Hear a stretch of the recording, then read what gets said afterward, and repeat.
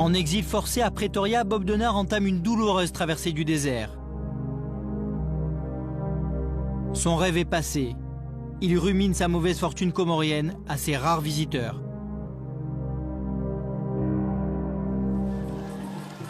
Aux Comores, en 1990, de nouvelles élections ont porté au pouvoir un nouveau président, Mohamed Johar, qui est loin de faire l'unanimité. Une tentative de coup d'État avorte 2 ans plus tard. Parmi les putschistes figurent 2 des plus jeunes fils d'Ahmed Abdallah. Ils sont arrêtés et emprisonnés. Ironie du sort, pour faire libérer ses 2 jeunes frères, le fils aîné de l'ancien président Abdallah reprend contact avec Denard, pourtant mis en cause dans l'assassinat de son père.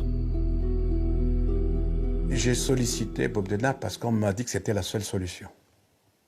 Je n'ai pas sollicité Bob Denard comme ça, parce qu'il y avait ce problème de conscience, la mémoire de notre père déjà décédé, et ceux qui étaient en prison,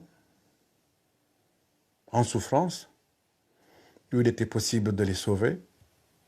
Il y avait un choix à faire. Bob Denard estime avoir une dette morale vis-à-vis de Madame Abdallah, vis-à-vis des enfants Abdallah, et a promis à Madame Abdallah de libérer ses fils. Et Bob Denard, c'est un homme qui tient parole. C'est un affectif.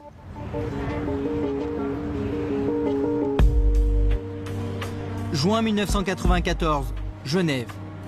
Jean-Claude Sanchez, un ancien parachutiste reconverti dans le renseignement, est contacté par Denard.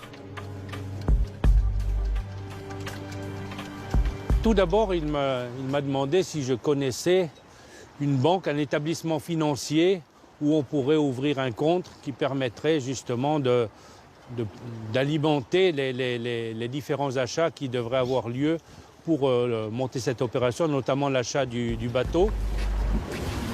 Pour cette nouvelle opération aux Comores, Bob Denard affirme disposer d'un budget conséquent, estimé à 2 millions d'euros. L'origine des fonds, il y a 2 origines en tout cas connues, celle des frères Abdallah, celle du prince Kamel, et la troisième, bien, ce sont des fonds secrets des services. Financé par le clan Abdallah, par les services français et par un homme politique comorien, les préparatifs pour cette nouvelle mission sont lancés début 1995. Il achète le bateau à Bergen. Le bateau subit un certain nombre de transformations à Rotterdam. Tout ça au nom d'une mission de recherche archéologique aux Philippines.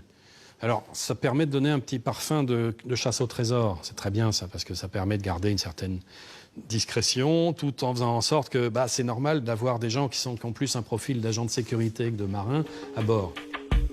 Pendant ce temps, Jean-Claude Sanchez s'envole pour les Comores. Avec 3 complices, ils sont chargés de préparer le débarquement. Notre rôle avait plusieurs aspects. D'une part, déjà, sentir un petit peu l'atmosphère là-bas, s'imprégner un peu de l'atmosphère sur place. D'autre part, repérer des endroits, effectivement, de possibilités de débarquement. Et puis, le troisième point, avoir des véhicules pour l'acheminement des gens qui ont débarqué au point où ils devaient opérer. C'était pendant les 15 jours que nous avons passés en repérage, où nous jouions les touristes. On voit d'ailleurs, je suis en Bermuda, en couleur, en maillot de corps. Alors au final, notre choix s'est porté non sur une plage, mais sur un endroit où il y a une coulée de lave qui se jette dans la mer, mais qui était un endroit très, très discret. Le Vulcain quitte Tenerife le 26 août 1995. La traversée va durer 1 mois.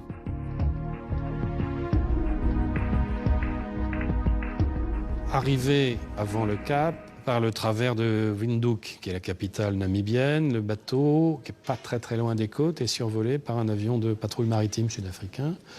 Très basse altitude, battement d'ailes.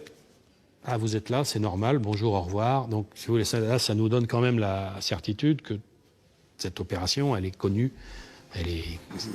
du monde entier, enfin au moins des gens qui doivent la connaître, et qu'il n'y a pas de problème.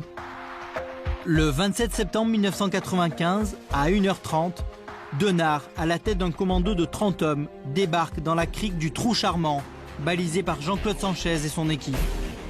Le plan se déroule comme prévu. Le groupe, chargé des repérages, embarque les hommes dans les 4x4 loués sur place. Bob Denard est de retour aux Comores. Et alors là, c'est incroyable.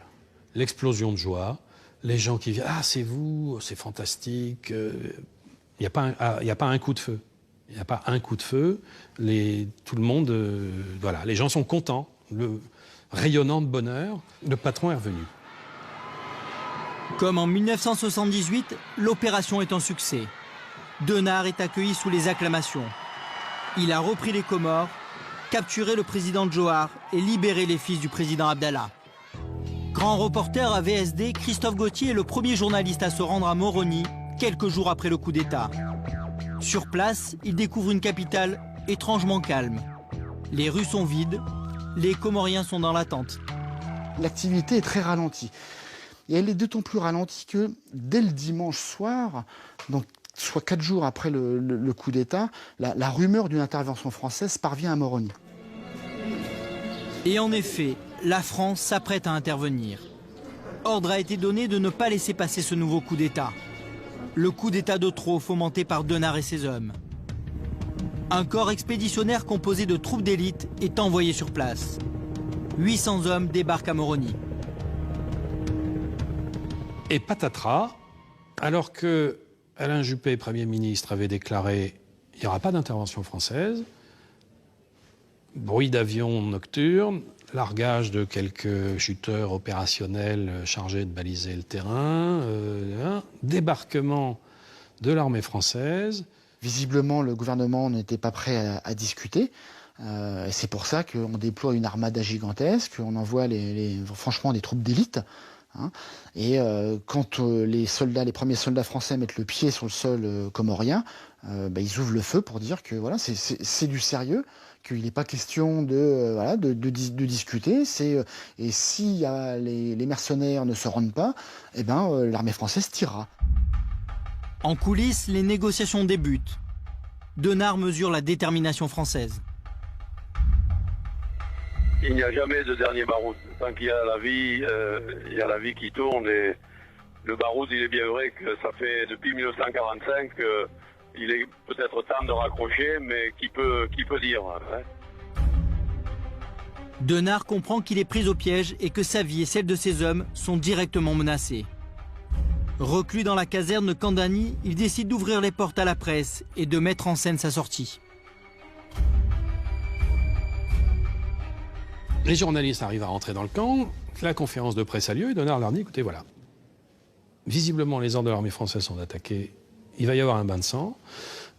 Si vous êtes là, vous pourrez en témoigner et peut-être que vous allez nous aider à éviter le bain de sang si vous restez là. Une chose est certaine, c'est que la presse a servi de rempart et que, du coup, la reddition s'est faite avec le sens militaire, comme Bob Denard l'attendait. C'est-à-dire qu'on traite bien ses officiers, qu'ils ne soient pas menottés tout de suite. Voilà, il a donné sa parole d'officier, il a donné sa parole d'homme que ça se passerait bien.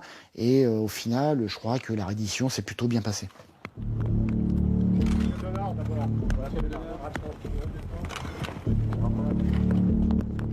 Devant les caméras du monde entier, le vieux baroudeur de 66 ans tire sa révérence et se rend aux hommes du GIGN.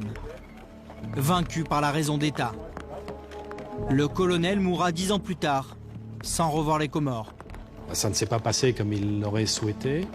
Il a certainement vécu ça comme un drame. Pour lui, c'était un drame, puisqu'il a été emprisonné derrière.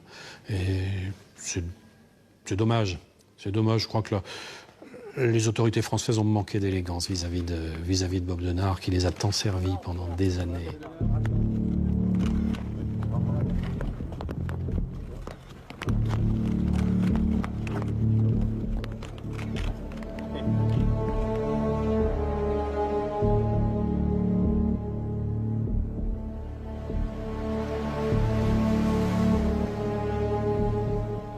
Quinze ans plus tard, il ne reste rien de l'héritage de Bob Denard. L'immense complexe hôtelier de Mitsamiouli a disparu, comme rayé de la carte. Dans les jardins de ce qui était le Galawa, les chèvres et les zébus ont remplacé les riches touristes sud-africains. Nixon, l'ancien guide touristique, a connu les années fastes de l'hôtel. Comme quelques Comoriens privilégiés, il a profité de la manne financière apportée par Bob Denard. Une époque à jamais révolue.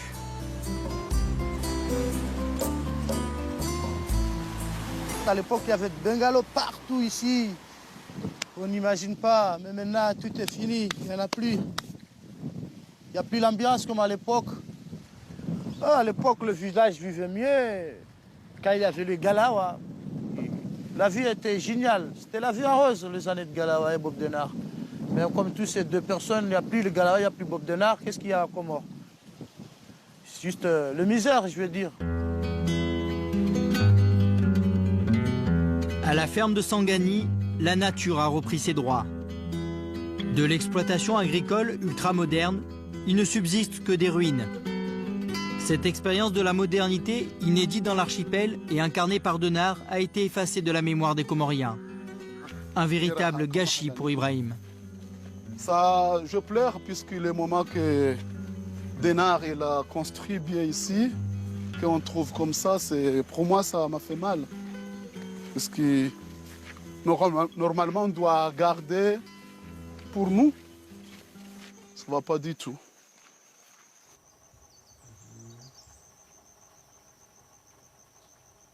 Il y a des moments où je pense à ce qui est arrivé à cette ferme-là, ça me fait mal au cœur.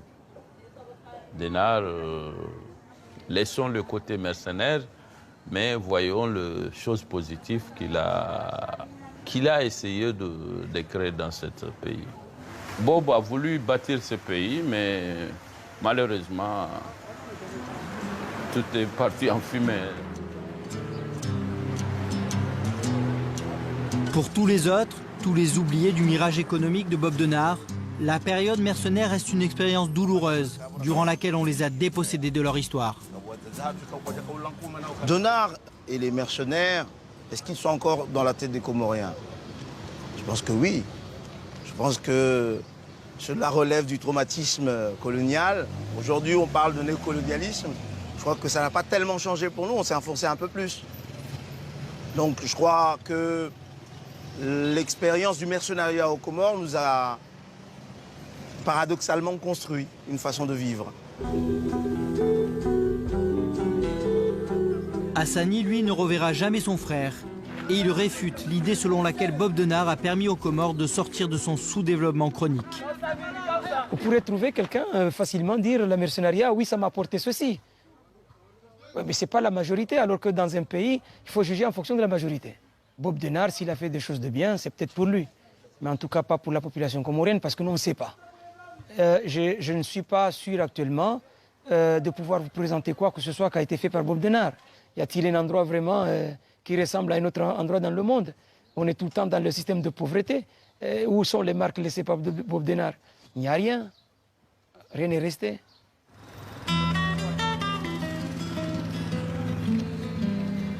Voilà 17 ans que Bob Denard a quitté les Comores.